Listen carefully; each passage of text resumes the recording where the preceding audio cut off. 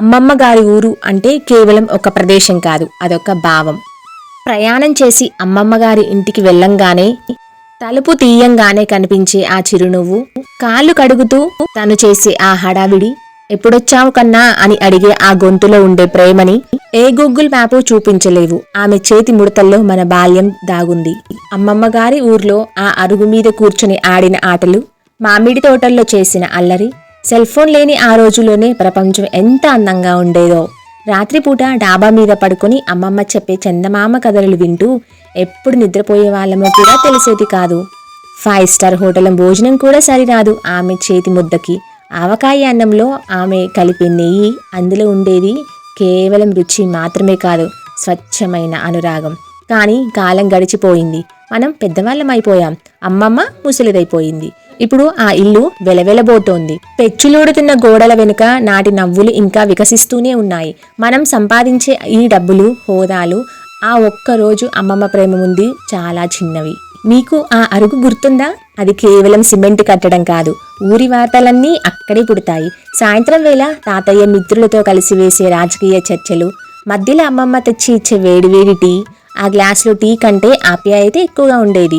ఇప్పుడు అపార్ట్మెంట్లలో పక్కింటి వారు ఎవరో తెలియని స్థితిలో ఉన్నాం.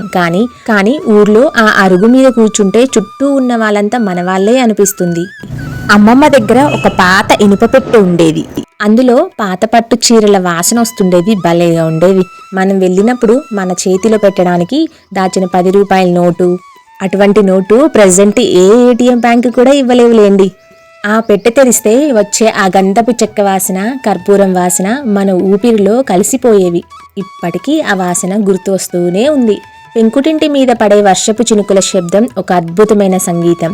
కిటికీలో నుంచి వచ్చే ఆ మట్టి వాసన చూస్తూ అమ్మమ్మ చేసి పెట్టిన వేడివేడి బజ్జీలు తింటుంటే స్వర్గం అంటే ఎక్కడో లేదనిపించేది. ఆ వర్షం వెలిసాక చెట్ల నుండి రాలే నీటి చుక్కల కింద తడవడంలో ఉండే ఆనందం ఏ వాటర్ పార్క్లోనూ దొరకదు. అమ్మమ్మ గారి ఇల్లు అంటే ఒక పండగ. చుట్టాలందరూ వస్తే ఇల్లంతా ఒక జాతరలా ఉండేది. పరుపులు సరిపోక నేల మీద వరుసగా పడుకొని అర్ధరాత్రి వరకు చెప్పుకునే కబుర్లు ఇప్పుడు వాట్సాప్ గ్రూపుల్లో పలకరింపులకే పరిమితమైపోయాయిలేండి. ఆ సందడి, ఆ అల్లరి ఇప్పుడు నిశ్శబ్దంగా మారిపోయాయి. తిరిగి వెళ్లే రోజు రానే వస్తుంది. అక్కడ చాలా చక్కగా గడిపి తిరుగు ప్రయాణం చేసే సమయం రానే వచ్చింది. అమ్మమ్మ పెట్టిన పచ్చళ్ళు, వడియాలు అన్నీ తీసుకొని బయలుదేరుతున్నాం. కానీ మన మనసు మాత్రం అక్కడే ఉండిపోతుంది. అద్దంలో నుంచి చూస్తే చిన్నగా కనిపిస్తున్న అమ్మమ్మ ఆకారం మన కళ్ళల్లో నీళ్లు తెప్పిస్తుంది.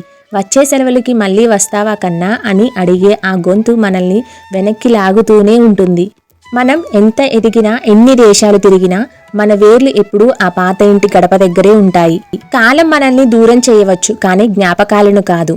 అమ్మమ్మ గారి ఇల్లును గుర్తు చేసేందుకు ఒక చిన్న వీడియో. నచ్చితే లైక్ చేయండి.